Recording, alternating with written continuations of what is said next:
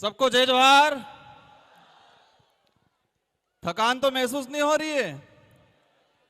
संचालक महोदय ने कहा है बहुत शॉर्ट एंड स्वीट में बोले। मैं कोशिश करूंगा कि मैं शॉर्ट एंड। जो विधायक है तो तैयार रहे जी। आप राजकुमार जी। सबको जय जोहार। थकान तो महसूस नहीं हो रही है? संचालक महोदय ने कहा है बहुत शॉर्ट एंड स्वीट में बोले। मैं कोशिश करूंगा कि मेरी भावना, मेरी बात बहुत कम शब्दों में, बहुत कम समय में रखूं।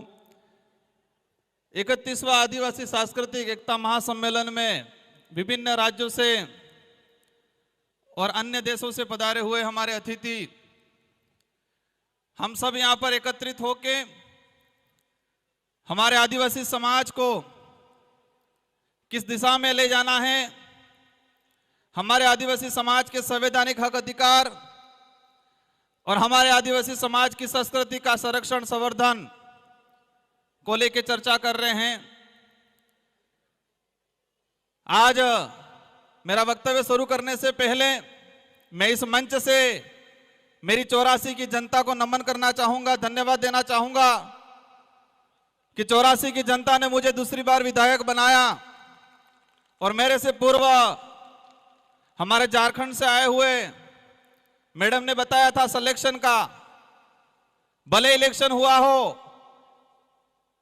लेकिन 84 की जनता ने मुझे सिलेक्शन किया था और मेरी टिकट, मेरा सिलेक्शन 84 विधानसभा की जाजम पे हुआ था। 84 के कार्यकर्ताओं ने किया था और वही हमारा हाईकमान है। मेरी 84 की जनता ही हाईकमान है। मेरी 84 की जनता ही टिकट भी देती है और वोट भी देती है और इसी बदौलत 1,11,000 वोट मुझे मिले और राजस्थान के अंदर मैं दूसरी बार विधायक बना और हाईएस्ट वोटों से परसेंटेज के मामले में 1 नंबर और बाकी संख्या के मामले में दूसरे नंबर पे मेरा नंबर रहा।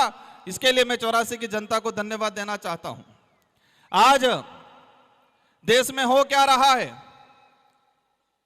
आज देश की जो स्थिति है और देश में विशेषकर बात करें आदिवासी समुदाय की, हम एकत्रित होते हैं, हम बातें करते हैं बारी बारी से, लेकिन ये बातें धरातल पे इंप्लीमेंट कैसे हो पाती है, हम कितना करते हैं वहां तक नहीं जाते हैं। लेकिन मैं मेरे विधानसभा और मेरी विचारधारा, जिस विचारधारा से आता हूं, जिस संगठन से आता हूं, उनको मैं धन्यवाद देना चाहता हूं कि देश के किसी भी कोने में आदिवासी समाज पे कभी भी आपत्ति आई तो डूंगरपुर जिले के अंदर पहली रैली, पहला ज्ञापन होता है। भले मणिपुर के अंदर मामला हुआ और हम दावे के साथ कहते हैं कि पूर्वी भारत में अगर कहीं रैली हुई होगी, लेकिन दक्षिणी राजस्थान के अंदर या इस वाले इलाके के अंदर डूंगरपुर में पहली रैली और पहली ज्ञापन मणिपुर के मामले को लेकर हुआ। हसदेव वाला मामला हुआ, हसदेव का जो प्रकरण हुआ पिछली बार हुआ तो डूंगरपुर के अंदर सबसे पहले ज्ञापन और रैलियां हुई। किसी भी प्रकार के कोई भी केवड़िया का मामला हुआ, केवड़िया का जैसा मामला हुआ, हमारे संगठन के लोगों ने डूंगरपुर जिले, उदयपुर संभाग के अंदर और विशेषकर हम हर बार पूरे बिल प्रदेश के एरिया के अंदर सभी जो उपखंड कार्यालय हैं वहां पर ज्ञापन देने का काम करते हैं। वो इसलिए होता है हर बार क्योंकि आदिवासी समाज की, हमारे आदिवासी परिवार की एक विजन बुक है और इस विजन बुक के तहत आदिवासी परिवार की सिलेक्शन प्रणाली और सिलेक्शन प्रणाली से हमारा विधायक और हमारा प्रधान चुना जाता है। तो वो विधायक, मैं खुद मान लो, हम जनता के प्रति जवाबदेही है, न कि हाईकमान के प्रति, क्योंकि जनता ही, हमारी क्षेत्र की जनता हमारा सिलेक्शन करती है तो हम जनता के प्रति जवाबदेही हैं। तो ये व्यवस्था पूरे देश के अंदर आदिवासी जहाँ है वहां पर यह होना चाहिए। आज हम बातें कर रहे हैं कि हमारे पूर्वज ने इतना बलिदान दिया।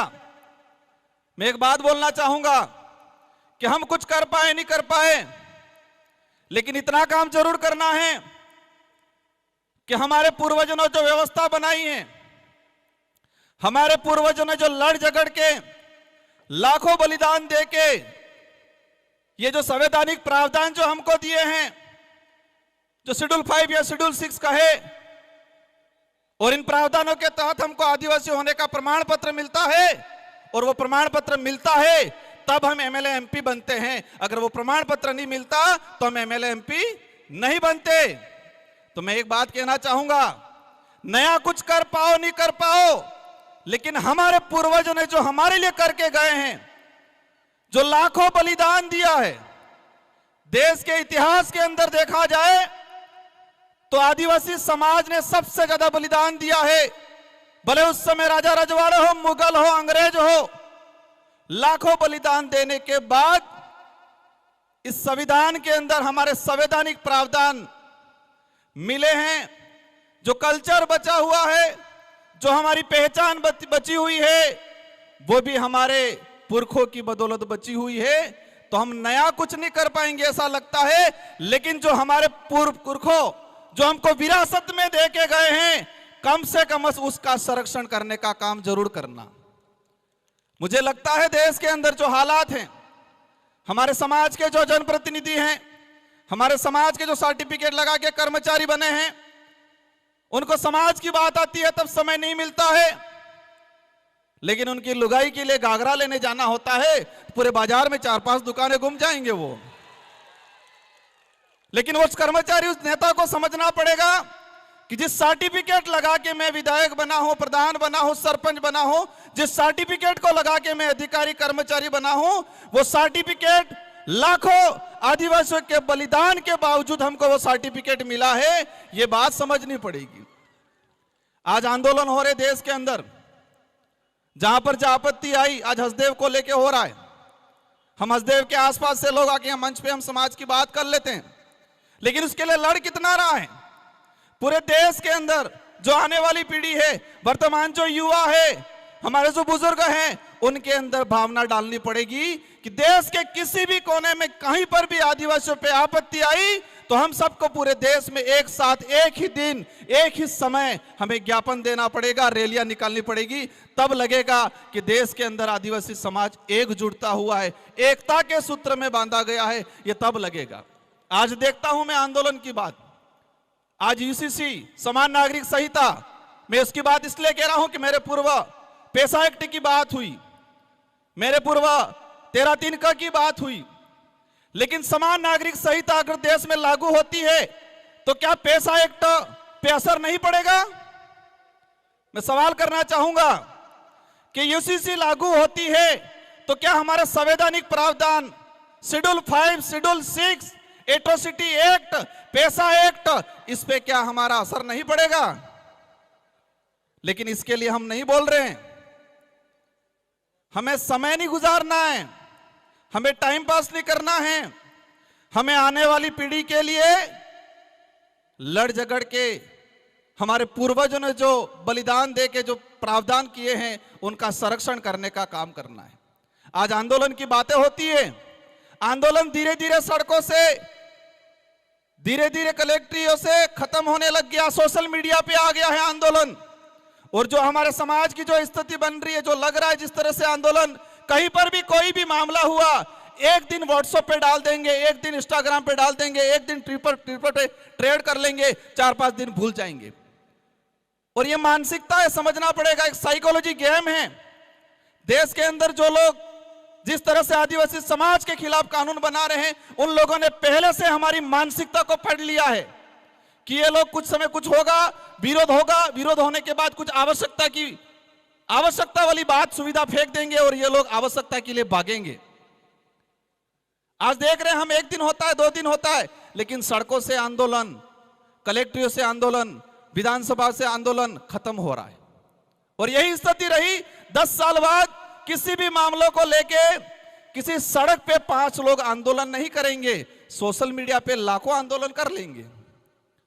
और बड़े बड़े लीडर भी ये देखते हैं सुबह शाम कि मेरे कितने फैन फॉलोवर हैं, 2-4 लाख हो गए, 5 लाख हो गए, तो अपने आप बड़ा लीडर मान लेता है वो।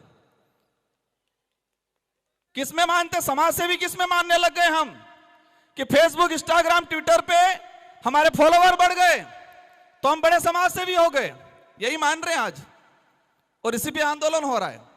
और यही स्थिति रही तो आने वाले 10 साल बाद किसी भी, कितना भी अत्याचार हो जाएगा, लेकिन सड़कों पे 100 लोग इकट्ठे नहीं होंगे। ये आदत में परिवर्तन करना पड़ेगा हम लोगों को। और आज देश के अंदर जो स्थिति बनी हुई है, हमें सबसे पहले यह तय करना है कि हमको सुविधा के लिए लड़ना है या स्वाभिमान या अधिकार के लिए लड़ना है। देश के अंदर हम सुविधा के लिए लड़ रहे हैं, आवश्यकता के लिए लड़ रहे हैं, लेकिन अधिकार और स्वाभिमान की लड़ाई नहीं लड़ रहे हैं। और हर मंच पे एक ही बात होती है, अगर स्वाभिमान या अधिकार की बात करेंगे तो आवश्यकता और सुविधा नहीं मिलेगी। और यही हो रहा है, ये माइंड गेम है कि देश के आदिवासियों को आवश्यकता की लड़ाई लड़वाओ, देश के आदिवासियों को उनको जो उपयोग में दैनिक दिनचर्या में आने वाली चीजें या शौचालय बाथरूम की आवश्यकता की लड़ाई लड़ रहे हैं हम लोग, अधिकार की लड़ाई स्वाभिमान की लड़ाई नहीं लड़ते। और कई मंचों पे देखा है मैंने, आवश्यकता की बात करो सब स्वीकार करेंगे, लेकिन अधिकार और स्वाभिमान की बात करते हैं तो वहां पर लगता है ये बात नहीं करनी चाहिए। भाइयों, अगर स्वाभिमान और अधिकार की लड़ाई नहीं लड़े तो आने वाले समय में जानवर और हमारे में कोई अंतर नहीं रहेगा, क्योंकि आवश्यकता की लड़ाई जंगल में रहने वाली सियार भी लड़ती है कि मुझे कब खाने का मिल जाए मैं खा लूं, और उसका पेट भर जाता है, वो सो जाती है, और फिर जरूरत पड़ती है, उसको आवश्यकता है, उसको पेट को आवश्यकता पड़ी, वापस शिकार पे निकल जाती है और जब भी मिलता है खा के सो जाती है। तो हमें तय करना है कि स्वाभिमान की लड़ाई लड़नी है, अधिकार की लड़ाई लड़नी है, या फिर आवश्यकताओं की लड़ाई लड़नी है।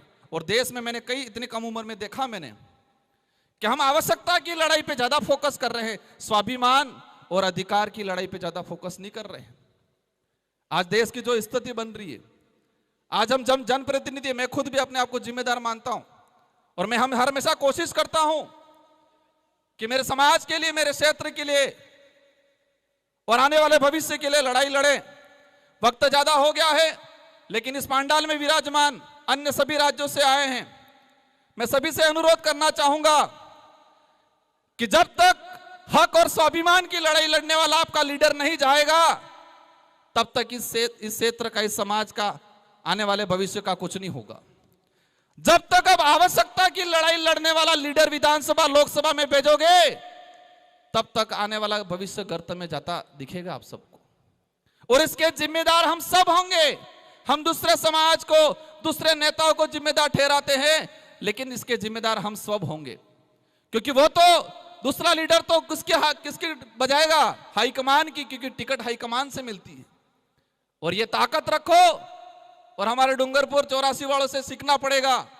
मैं बड़ी बात नहीं कर रहा हूं, लेकिन पूरे राजस्थान के अंदर एक शानदार परिणाम दिया है, बहुत कम समय में, बहुत कम खर्चे में, और यह शिक्षा है कि वहां पर कुछ भी हो जाए, उस क्षेत्र की जनता जो चाहेगी वही होगा, क्योंकि वो स्वाभिमान की लड़ाई लड़ना सीख गया है, वो अधिकार की लड़ाई लड़ना सीख गया है, और हमारी क्षेत्र की जनता को पता है कि स्वाभिमान और अधिकार की लड़ाई हम लड़ लेंगे तो आवश्यकता तो अपने आप पूरी हो जाएगी। इन्हीं शब्दों के साथ आप सबको धन्यवाद, आभार, जय जोहार, जय भारत, जय आदिवासी, जय संविधान।